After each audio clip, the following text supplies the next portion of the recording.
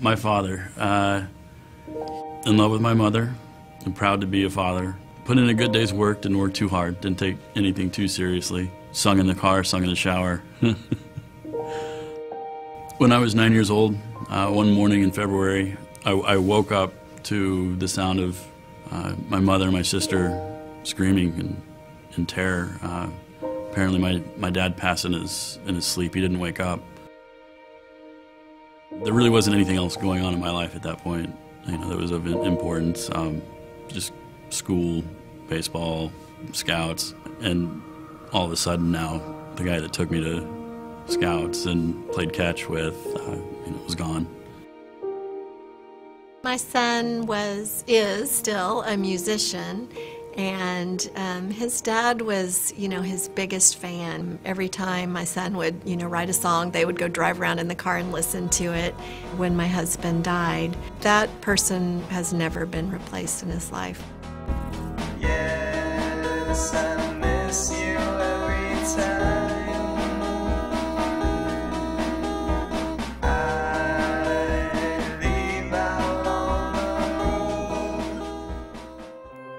My experience with grief, it happened after I lost my aunt very unexpectedly to a heart attack.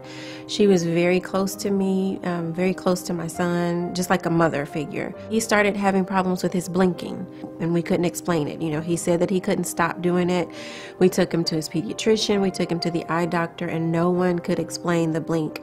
We started the groups, and within a few weeks, we didn't even realize it, and his tic was completely gone. He was grieving in his own way, but he was trying to be a big boy for me because he knew that I was really sad, and so he was trying to keep it together for me, and little did I know he needed the support group just as much as I did.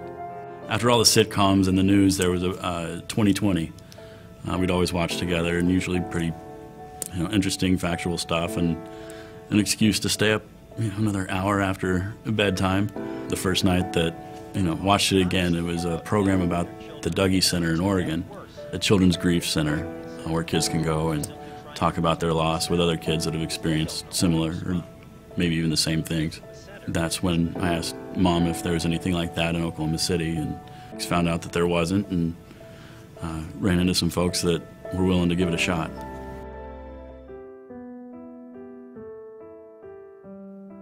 When children have grief or trauma or loss in their lives and they don't process it, like talk through it or journal about it or get some support in dealing with it, they lose the ability to connect properly to others forever. Unresolved stress, unresolved traumatic events in their lives can cause learning delays, unable to cope with life events, and able to move on in their lives and be able to lead successful, healthy lives without depression or anger issues. And Calm Waters helps to do that, and it's vital to the community to be able to speak with children, speak with families, and get that connection, work through the issues that they could be having that prevents them from being able to move forward healthy in a happy way. Before my father passed away, one of the family activities we did a lot was sailing on Lake Hefner. The name Calm Waters came from the horrific winds we have here in Oklahoma would sometimes stir up, and he'd always find a cove to kind of wait him out in. So Calm Waters is kind of something that we came up with to name the organization. When I went to Calm Waters, it was mainly about divorce and death. And when I was there, I made a lot of friends that helped me and support me through everything, and I really liked it. I just told how I was sad, and I would just cry sometimes whenever I would think about my parents and my aunt that died. So it gives them hope and just a greater sense of peace with where they're at, and that maybe I'm going through a really hard phase right now, but things can get better. Calm Waters is here in the community to give children and families the tools to deal with loss.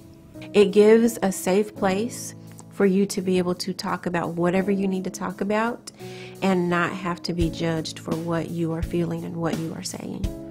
If we didn't have the program in our schools and here in the community, these kids might never get the support that they need. We would be in class and they would call us down, and we would do that, and that would really help because, like, maybe I would be thinking about what happened, but then I could go to the calm waters and talk over it, and then I would just be okay for the rest of the day.